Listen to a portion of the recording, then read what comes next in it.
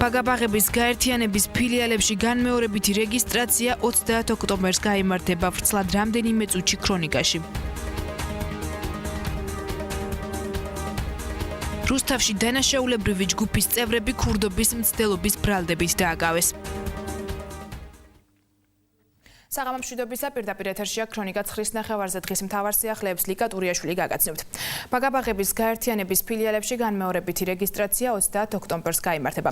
არის თუ არა თავისუფალი ჯგუფების რაოდენობა შესაბამისობაში რეალურ მოთხოვნასთან და როგორია ფსიქოლოგის მოსაზრება ბავშვის ბაღში სიარულთან დაკავშირებით ამ ყველაფერს დინო ბერიძის სიუჟეტში ნახავთ. სკოლამდელი ასაკის ბავშვთა ჩამოყალიბებასა და განვითარებაში საბავშვო ბაღს მნიშვნელოვანი როლი აკისრია. ამ დროს ბავშვები ეჩვევიან ურთიერთობას და სკოლისთვის საჭირო სხვადასხვა უნარს ივითარებენ. დღეს არსებულ საჯარო საბავშვო ბაღებში კი ბავშვის ჩარიცხვა დასწრების პრინციპზეა დამოკიდებული. შედეგად კი ბაღს გარეთ 1000-მდე ბავშვი რჩება. რუსთავში ბაგაბაღების გაერთიანების ფილიალებში განმეორებითი რეგისტრაციისთვის გამოქვეყნებული ვაკანსიების რაოდენობით თუ ვიმსჯელებთ, 1000-ობით ბავშვი ისევ გარეთ დარჩება. თავისუფალ ადგილებთან დაკავშირებით ინფორმაცია დღესდილით გაერთიანების Facebook-ის ოფიციალურ გვერდზე განთავსდა. რომლის მიხედვითაც ბაღებში საერთო ჯამში 168 ვაკანსიაა, რაც რეალური მოთხოვნის მცირე ნაწილია. რამდენად აუცილებელია ბავშვის ბაღში სიარული და რატომ უნდა კონდეს ყველა ბავშვის სკოლამდელი აღზრდის მიღების საშუალება, ფსიქოლოგი რუსუდან ქურასბედიანი გვესაუბრება.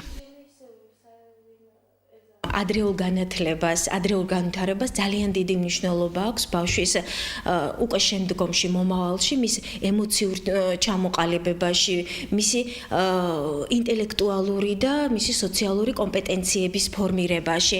საერთოდ არსებობს და ძალიან ბევრი კვლევა არის უკვე დადებული იმასთან დაკავშირებით, რომ ბავშვის სკოლისათვის მზაობას ხელს უწყობს სწორედ ის უნარჩვევები, რომელსაც ის ბაღში იღებს. ბაგაბაღების გაერთიანების ხელმძღვანელს ვაკანსიების რაოდენობასა და რეალურ მოთხოვნასთან დაკავშირებით მივმართეთ. გიორგი მაღლაფერიძის განცხადებით, ამ ეტაპზე ყველა მსურველის ჩარიცხვა ფიზიკურად შეუძლებელია, ვინაიდან შესაბამისი ადგილები საბავშვო ბაღებში არ არსებობს. მისივე თქმით, ჯგუფების დამატებასთან დაკავშირებით აქტიურად მიმდინარეობს კონსულტაციები. რაც შეეხება ბაღში ჩარიცხვის ელექტრონული რეგისტრაციის პროცესს, ის იმედოვნებს, რომ შესაბამისი პროცედურები უახლოეს მომავალში საჭირო აღარ იქნება. ჩვენ გვაქვს საუბარი სულ მცირე 1000 ბავშვზე, რომელიც დარჩა ბაღებს გარეთ და არსებობს უკვე კონკრეტული გეგმა, რომელიც აისახება 2016 წლის ქალაქის ბიუჯეტში და აუცილებლად უნდა მოხდეს ბაღებში ადგილების დამატება, წინააღმდეგ შემთხვევაში ვერანაირი რეგისტრაციის ფორმა და გაუმჯობესება რეგისტრაციის პრობლემას ვერ მოგვიხსნის. ზოგადად რეგისტრაციის ფორმის შეცვლა ხო არის გეგმება, თქვა ონლაინ რეგისტრაციის გაუქმება და ყველა იმ მსურველის დაკმაყოფილება, რომელსაც სურს რომ ბავშვი ბაღში შეიყვანოს. როდესაც ჩვენ გვექნება საკმარისი რაოდენობა ადგილებისა, რა თქმა უნდა, ჩვენ გავაუქმებთ რეგისტრაცია. მოხდება თუ არა რეალურად მომავალში ყველა მსურველის ჩარიცხვა და როდის შეძლებს ქალაქი დამატებითი ჯგუფების უზრუნველყოფას, ეს ჯერჯერობით უცნობია. საკითხის დიდი ინტერესიდან გამომდინარე, ქვემო ქართლის ტელეკომპანია თემით კიდევ დაინტერესდება. სკოლამდელი აღზრდის მნიშვნელობის შესახებ ფსიქოლოგის რეკომენდაციების ნახვა ჩვენს Facebook გვერდზე შეგიძლიათ და დღის სხვა სიახლეები. ვაზიანის დასახლებაში არსებული საცხოვრებელი ბინები დევნილებისთვის ამ დრომდე არ გაუნაწილებიათ, მიუხედავად იმისა, რომ 2 წლის წინ დაიწყო აპლიკაციების შევსების პროცესი. ტერიტორიულ სამსახურში აცხადებენ, რომ 600 განაცხადია შესული, რაც პროცესს ართულებს. სამინისტროს ადგილობრივი სამსახურის უფროსი აცხადებს, რომ უწყება ახალ პროექტზე იწყებს მუშაობას, რომლის მიხედვითაც ვაზიანის დასახლებაში არ არის გამორიცხული დამატებით კიდევ ერთი საცხოვრებელი კორპუსი აშენდეს. მისი განცხადებით, მუნიციპალიტეტში დასახლების სურვილი ბევრმა დევნილმა ოჯახმა გამოთქვა. 80 ბინაზე არის საუბარი, რომელიც იქნება დევნილებისთვის გადაცემული. აპლიკაციის ანკეტირება გრძელდება, ვინაიდან რადგან მოთხოვნაც დიდია, სულ 80 ბინაზე 600-ზე მეტი განაცხადია უკვე შემოსული და ამ ეტაპზე 5 ქულა ნახევარზე ქვემოთ განაცხადებს არ ვიხილავთ. უბრალოდ ჩვენ გვინდა განაცხადების მიღებას ვაგრძელებთ იმის გამო, რომ გვინდა ვიცოდეთ რა მოთხოვნა არსებობს, რომ შემდგომში გაითვალისწინოს დევნილთა სამინისტრომ და შესაძლოა ახალი კორპუსების მშენებლობა დაიწყოს, ან კიდევ სხვა რაღაც პროექტები, რომ ვაზიანზე თუ არის მოთხოვნა დაკმაყოფილდეს იქ დევნილი საცხოვრებელი პარტით. შინაგან საქმეთა სამინისტროს ქვემო ქართლის პოლიციის დეპარტამენტის რუსთავის საქალაქო სამმართველოს თანამშრომლებმა ცხელკვალზე ჩატარებული ოპერატიულ-საგამოძიებო ღონისძიებების შედეგად დანაშაულებრივი ჯგუფის წევრები წინასწარი შეთანხმებით ჯგუფის მიერ ქურდობის მცდელობის ბრალდებით დააკავეს. სამართალდამცველებმა ბრალდებულები რუსთავში იმ დროს დააკავეს, როდესაც ისინი დაზარალებულის დროებითი საცხოვრებელი ბინის გაქურდვას ცდილობდნენ. პოლიციამ დაკავებულების პირადი ჩხრეკისას ნაქურდალი ნივთები, 2 ლეპტოპი და ბინის პატრონის სამკაულები ნივთმტკიცებად ამოიღო. გამოძიება წინასწარი შეთანხმებით ჯგუფის მიერ ბინაში უკანონო შეღწევის ქურდობის მცდელობის ფაქტზე მიმდინარეობს. რუსთავში დავაკავეთ 5 პირი, რომლებმაც მოქალაქის ბინაში უკანონოდ შეაღწიეს და გაქურდვას ცდილობდნენ. ბრალდებულების პირადი ჩხრეკისას ნაქურდალი ნივთები, 2 ლეპტოპი და ბინის პატრონის სამკაულები ნივთკიცებად ამოიღეთ. გამოძიება წინასწარი შეთანხმებით ჯგუფის მიერ ქურდობის ცდილობის ფაქტზე მიმდინარეობს. განათლებისა და მეცნიერების სამინისტროს კონკურსების სკოლის მოსწავლეებისთვის საქართველოს მასშტაბით ამ დროისთვის პატარებისთვის კონკურსის სახელწოდებით იაკობ გოგებაშვილი ილუსტრაციებში მიმდინარეობს. კონკურსის საბავშვო მწერლისა და საზოგადო მოღვაწის 175 წლის იუბილეს ეძღვნება. მსურველებმა იაკობ გოგებაშვილის ნაწარმოებების მიხედვით შექმნილი ილუსტრაციები ადგილობრივ რესურს ცენტრში უნდა წარადგინონ. გამარჯვებულს კი განათლებისა და მეცნიერების სამინისტრო გამოავლენს. არის ილუსტრაციების კონკურსი და ნამუშევრები სკოლებმა უნდა წარმოადგინონ რესურს ცენტრში. შეირჩევა საუკეთესო, რომელიც გადაეგზავნება განსახილველად საქართველოს განათლებისა და მეცნიერების სამინისტროში. კონკურსი პლანეტა თამბაქოს კვამლის გარეშე უკვე რუსთავის საჯარო და კერძო სკოლებში ჩატარდა. შეირჩა 7 საუკეთესო ნამუშევარი. ნატოს კვირეულის ფარგლებში მარნეულის მუნიციპალიტეტში სხვადასხვა ტიპის ღონისძიებები გაიმართა. სპორტული ღონისძიებები მოეწყო მარნეულის ჩაის სახლში, სადაც ჭადრაკში ჩემპიონატი ნატოს თასი გაიმართა. ასევე მოეწყო ხატვის კონკურსი და ნახატების გამოფენა. კულტურის სახლში კი ნატოს შესახებ ახალგაზრდული ფორუმი გაიმართა.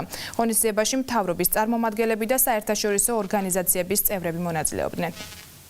ღონისძიებები ტარდება პარალელურად, ეხლა დღეს ტარდება თბილისშიც, თელავშიც, მარნეულშიც და გვინდა რომ ყველა ადამიანს ჩვენს მოქალაქეებს მიეცეს საშუალება რომ ჩაერთონ, მონაწილეობა მიიღონ საზოგადოებრივ დისკუსიაში, დიალოგში.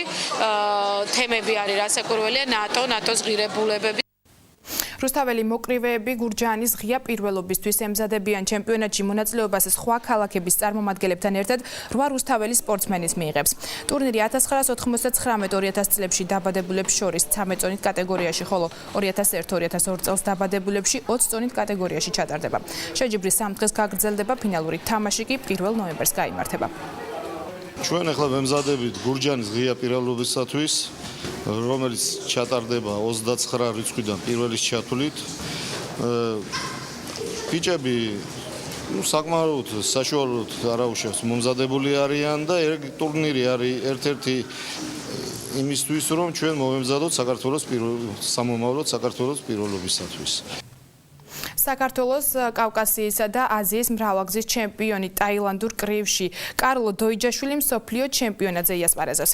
სპორტსმენი ჰონკონგში 30 ოქტომბერს გაემგზავრება. K1-ის მებრძოლი 75 წონით კატეგორიაში 3 ქვეყნის მაროკოს, საბერძნეთისა და ტაილანდის წარმომადგენლებს დაუპირისპირდება.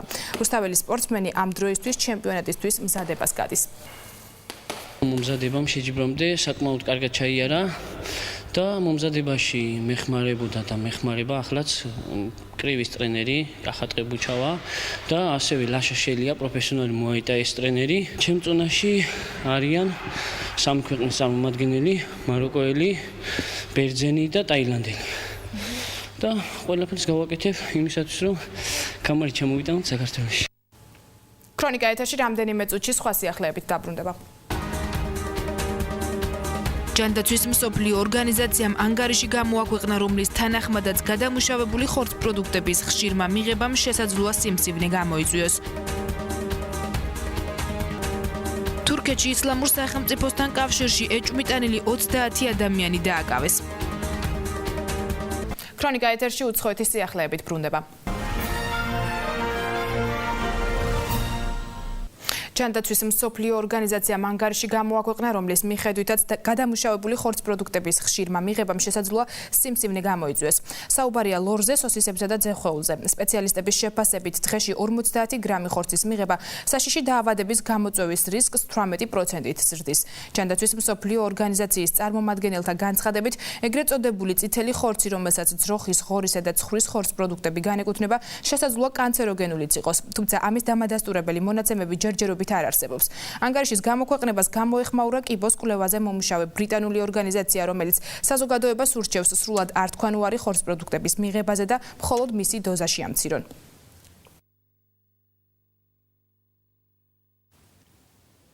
ბოლო მონაცემებით ავღანეთში, პაკისტანსა და ინდოეთში მიწისძვრის შედეგად დაღუპულთა რაოდენობა 300-მდე გაიზარდა.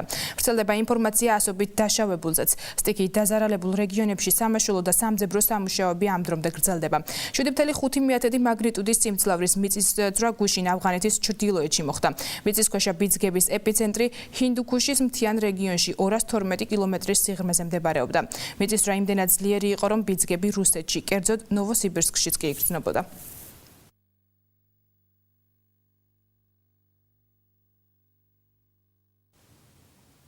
თურქეთში ისლამურ სახელმწიფოსთან კავშირში ეჭვმიტანილი 30 ადამიანი დააკავეს. ინფორმაციას ამის შესახებ თურქული სააგენტო დოგანი ავრცელებს. სააგენტოს ცნობით, თურქმა სამართალდამცველებმა ანტიტერორისტული ოპერაცია პროვინცია კონიას ადმინისტრაციულ ცენტრში ჩაატარეს.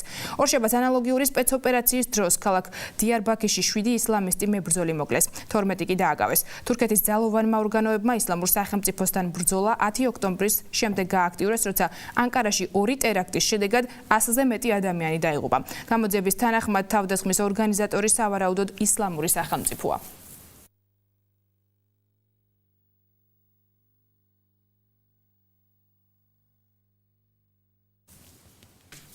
ახლა გვნახოთ როგორი ამიდია მოსალოდნელი ხვალ ჩვენს რეგიონში.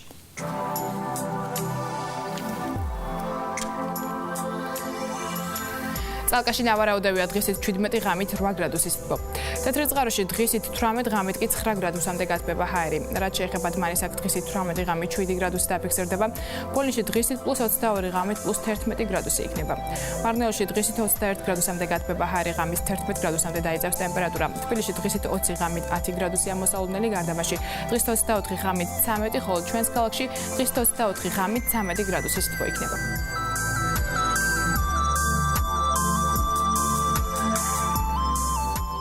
ასეთი იყო დღევანდელი დღე და ქრონიკა 9-ის ნახევარზე. მშვიდობიან ღამეს გისურვებთ და დროებით გემშვიდობებით.